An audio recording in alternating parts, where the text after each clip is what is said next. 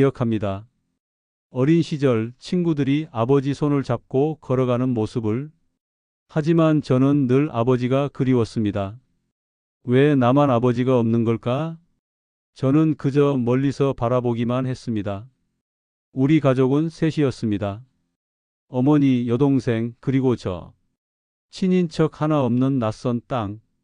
이곳 충북 음성군 삼성면 선정리에서 우리는 그렇게 살아왔습니다. 내 아버지는 존재하지 않았습니다. 사진 한 장, 이름 한마디, 그 어떤 흔적도 남아있지 않습니다.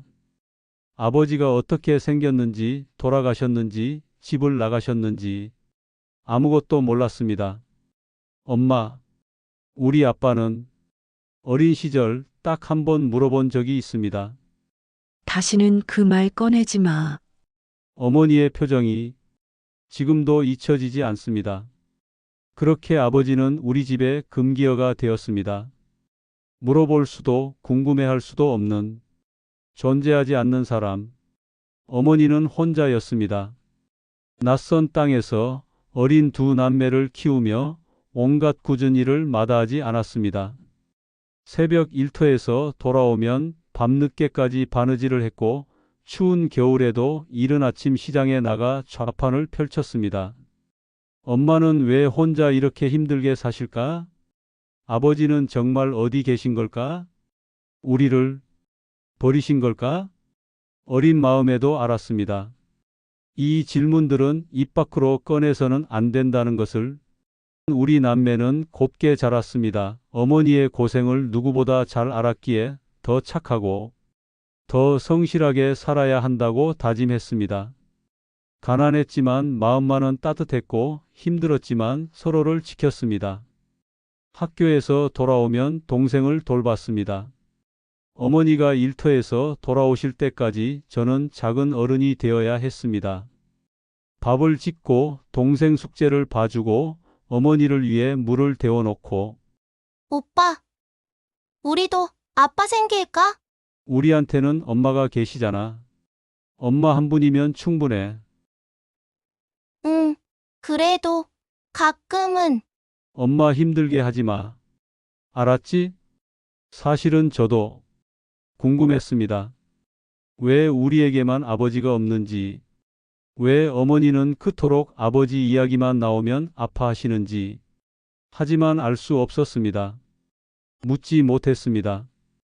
그렇게 아버지는 제 마음속에서도 지워져 갔습니다.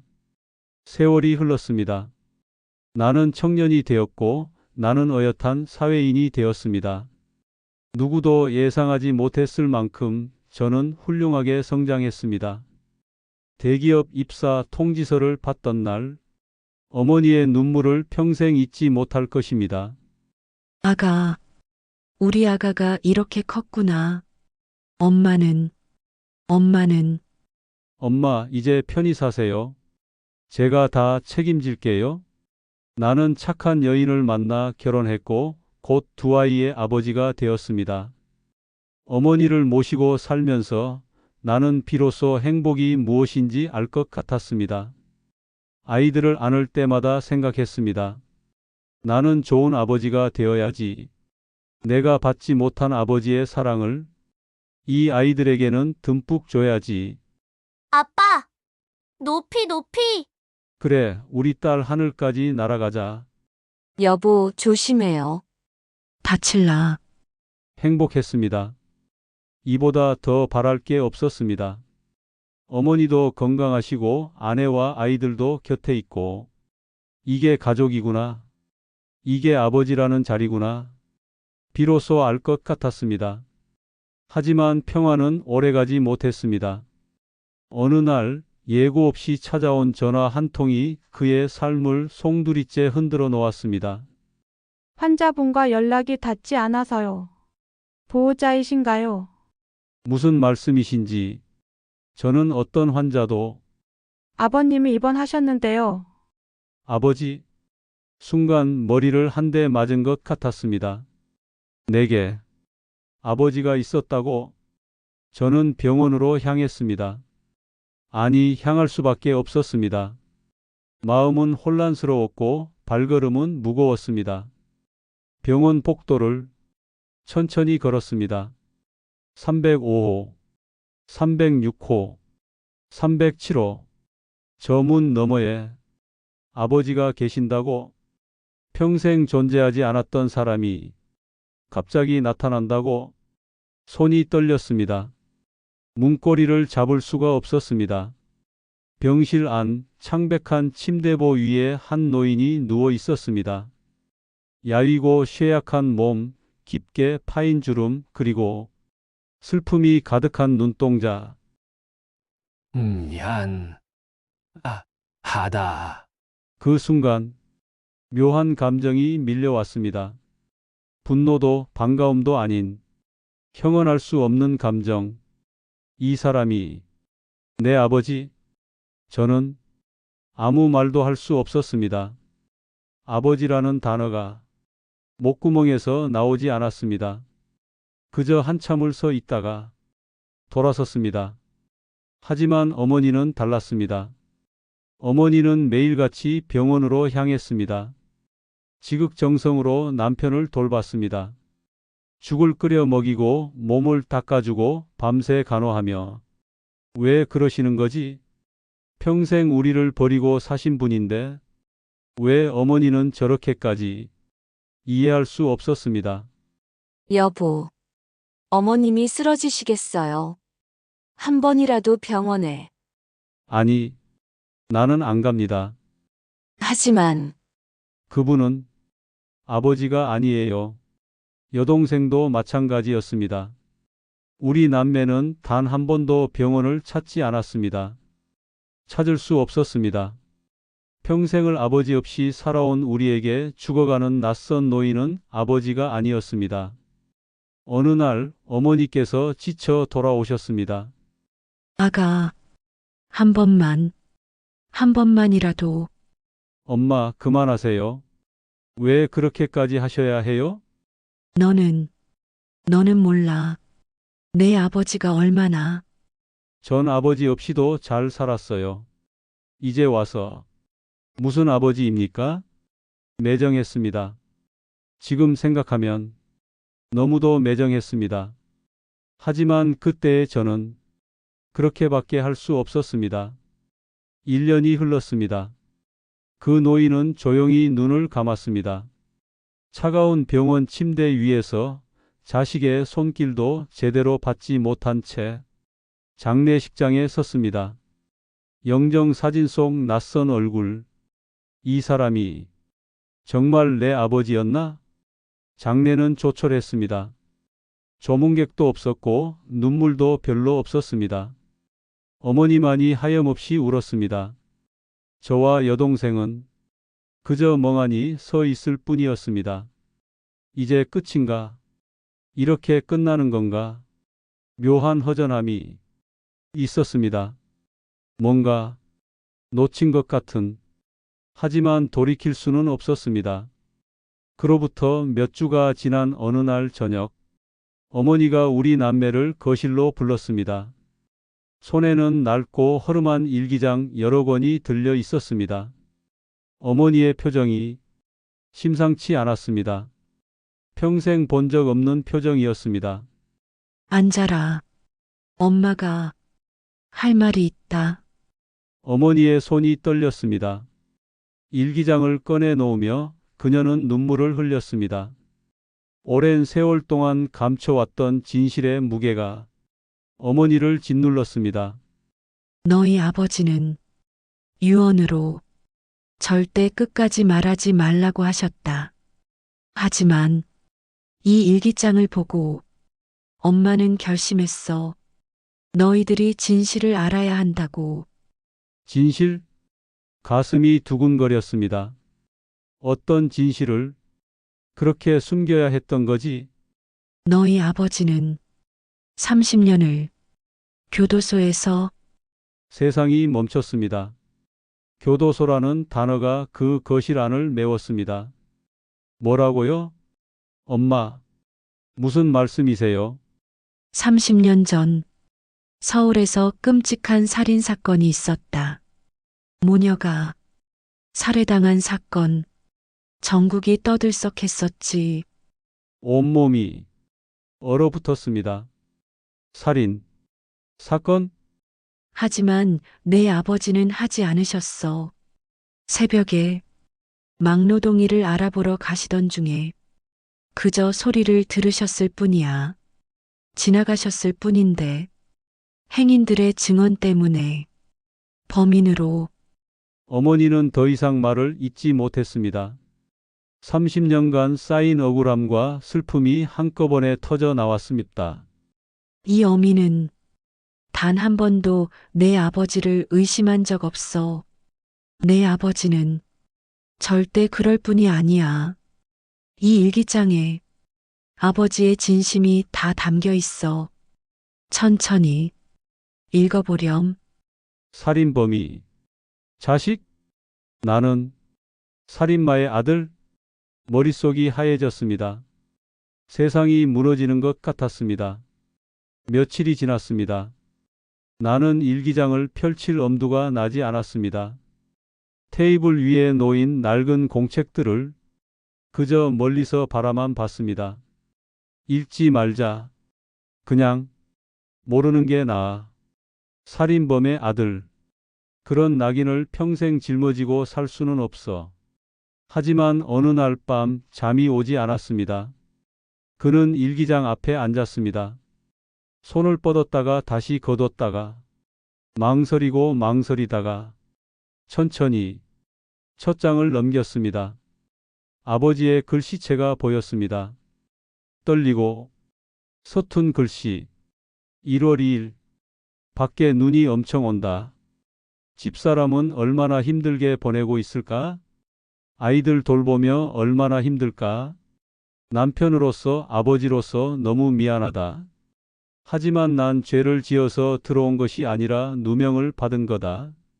당신에게도 아이들에게도 단 하나의 진실만 밝혀지면 난 미련이 없다. 내가 억울하지만 참는 건 누명을 벗고 다시 가족의 품으로 돌아가고 싶은 것뿐이다. 여보, 미안하오. 못난 남편 맞나? 너무 큰 짐을 지게 하는구려. 나를 끝까지 믿어주는 당신이 있어. 오늘을 또 삽니다. 미안하고 고맙습니다. 눈물이 흘러내렸습니다. 왜 우는지 스스로도 알 수 없었습니다.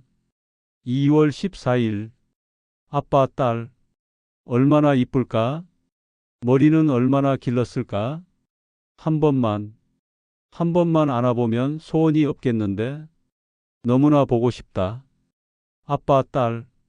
너무 보고 싶다. 손이 떨렸습니다. 일기장을 잡은 손이 멈추지 않았습니다. 10월 8일. 집사람이 다녀갔다. 1년에 한 번 오는 이 시간이 너무도 힘들다. 내 아들이 전교 1등을 했다고 한다. 아빠 없이도 이렇게 잘 자라주는 내 아들. 너무도 자랑스럽고 고맙다. 울 아들. 한 번만이라도 같이 뛰어 놀아주고 싶다. 아들아, 너무 보고 싶다. 아버지도 저를 생각하셨던 건가요? 제가 1등 했을 때 기뻐하셨던 건가요?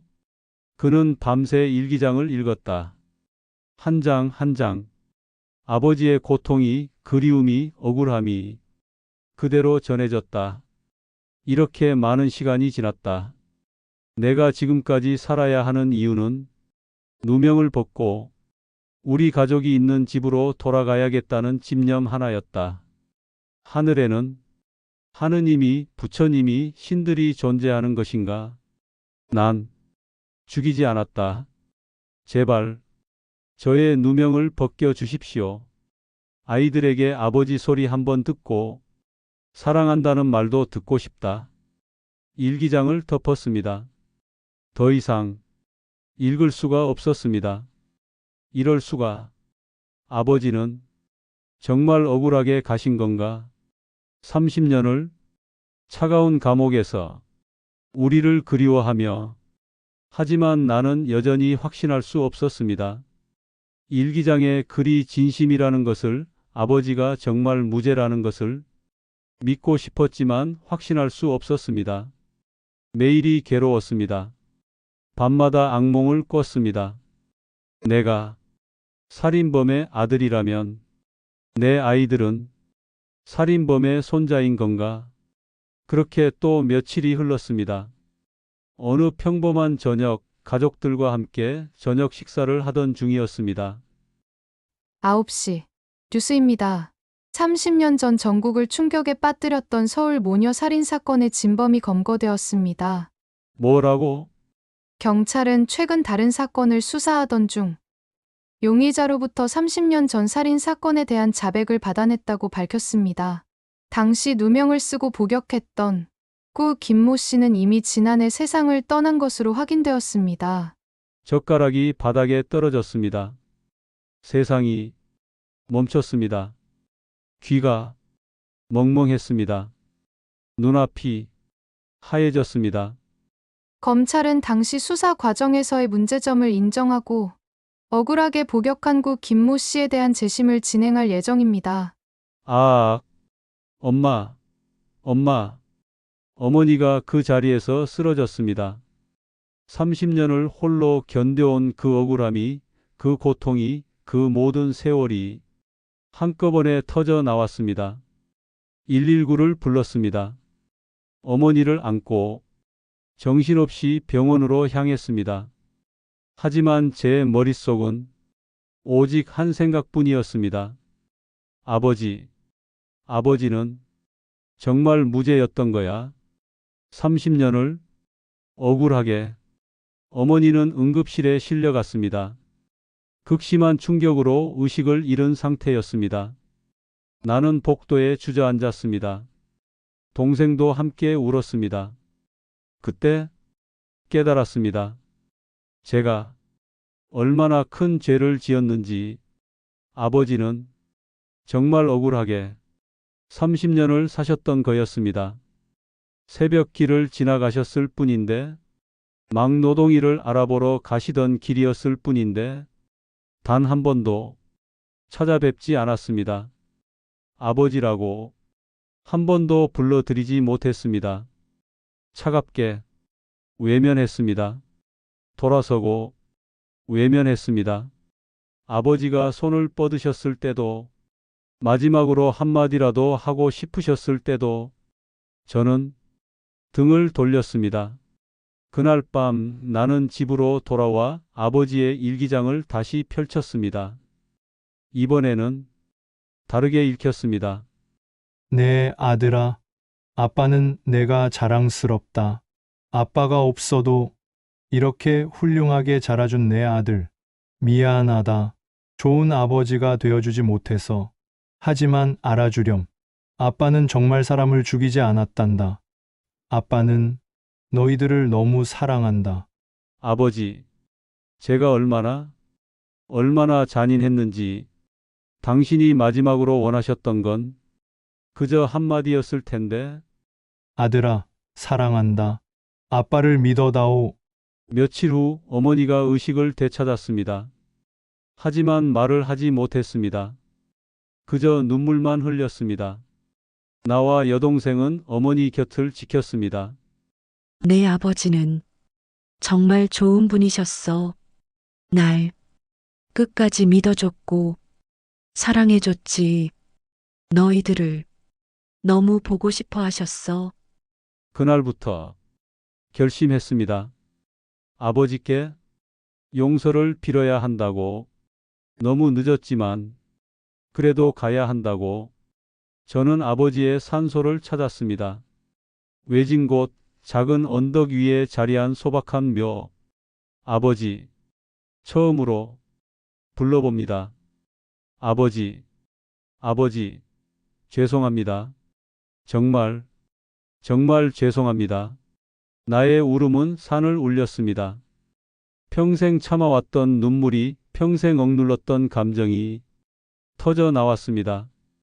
아버지가 병원에 계실 때 한 번이라도 찾아뵙지 못해서, 아버지라고 불러드리지 못해서 손 한번 잡아드리지 못해서 마지막으로 사랑한다는 말 한마디 못해드려서 일기장 속 아버지의 글이 떠올랐습니다.